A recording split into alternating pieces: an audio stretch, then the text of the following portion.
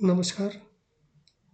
आज हम देखेंगे चलित चलित कुंडली क्या होती है और क्या चलित कुंडली को देखना चाहिए, नहीं देखना चाहिए।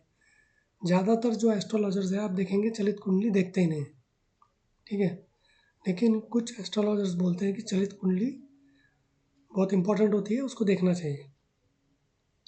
तो एक्चुअल में क्या है और चलित कुंडली होती क्या है, ये हम समझ लेंगे। और उसको देखना चाहिए, देख के क्या उससे समझ में आता है। तो अगर आप सॉफ्टवेयर में देखेंगे तो आपको लग्न कुंडली मिलेगी। उसके आगे आपको एस्ट्रोसेज में अगर आप देखेंगे लग्न कुंडली रहती है, चंद्र कुंडली रहती है, वो चलित कुंडली भी रहती है। चलित लिखा रहता है उधर, ट्रांजिट भी रहता है, चलित आप देख सकते हो।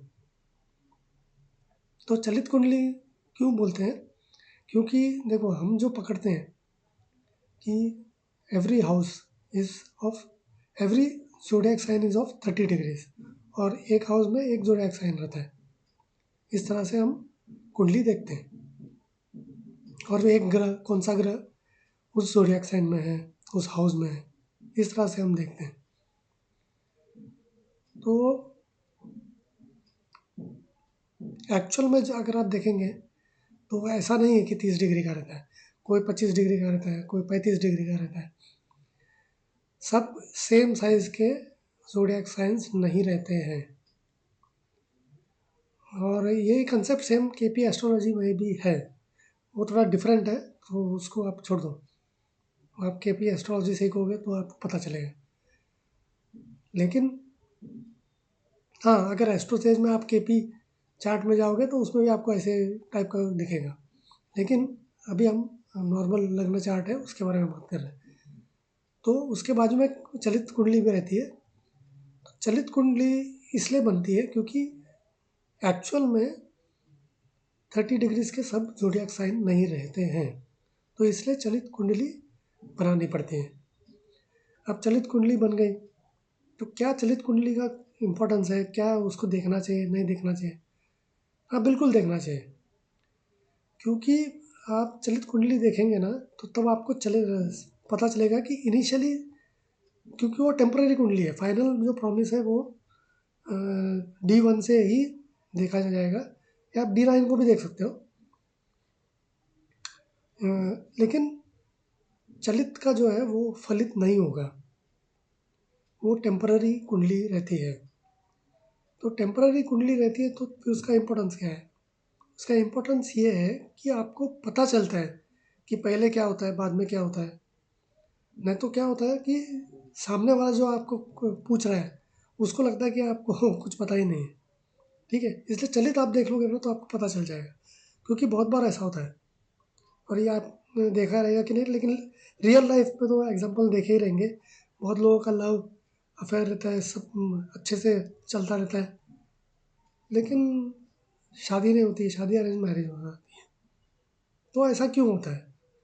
लव अफेयर होता है, अच्छा, शादी करने की प्लानिंग भी होती है, सब सेटल होंगे, ये सब सब प्लान रहते हैं उनके दिमाग में, लेकिन हो नहीं पाता है। अब उसका रीज़न है कि अगर प्रॉमिस चलित में है तो वो सब फाइनली नहीं होगा, लेकिन ऐसा लगेगा कि हो रहा है करके। तो अगर कोई लड़का या लड़की आपके पास आता है और वो बोलती है कि मेरा ऐसा अफेयर है, ये है, शादी वादी करने वाले हैं, तो आप बताओ कि शादी होगी कि नहीं? आप बताओगे कि नहीं होगी, तो वो बोलेगा ये एस्ट्रोलॉजर वो समझता ही नहीं, मेरा तो अफेयर एकदम स्ट्रांग है, सब कुछ रेडी है, कोई दिक्कत ही नहीं है रिलेशनशिप में, तो क्यों नहीं होगा? और हम दोनों कमिटेड है शादी करने के। तो आपको दिखेगा कि चलित में है प्रॉमिस लव मैरिज का, लेकिन D1 में नहीं है, इसलिए वो लव मैरिज नहीं होगा। हाँ, सब कुछ हो जाएगा, तैयारी तैयारी नहीं होगी, लेकिन कमिटमेंट रहेगा शादी करने का, लेकिन नहीं होगा शादी। तो ये चीज़ आपको समझनी चाहिए कि ऐसा नहीं होता है, इसलिए चलित इम्पोर्टेंट है, उसको इग्नोर नहीं करना चाहिए। फॉर एग्जांपल आप देखोगे कि सपोज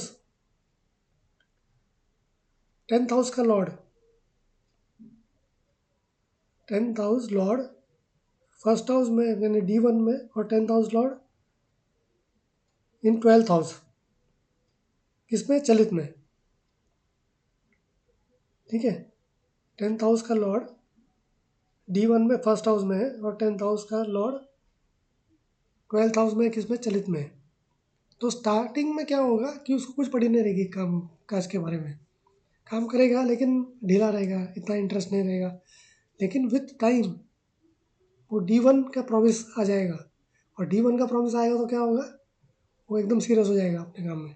और ये उल्टा होगा, अगर D1 में वो 10th हाउस का लॉर्ड, 10th हाउस का के लिए रहता है प्रोफेशन के लिए, तो 10th हाउस का लॉर्ड D1 में 12th हाउस में है, और चलित में 10th हाउस का लॉर्ड क्या है? फर्स्ट हाउस में है। तो इनिशियली तो उसका बहुत जोश रहेगा, बहुत सीरियसनेस रहेगा जॉब काम काज के बारे में। लेकिन बाद में जैसे उम्र आएगी वो एकदम बेफिक्र हो जाएगा, और जैसा चलता है वैसे चलने दो, ये एटीट्यूड हो जाएगा।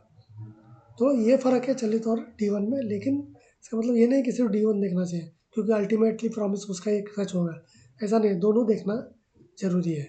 Okay, thank you.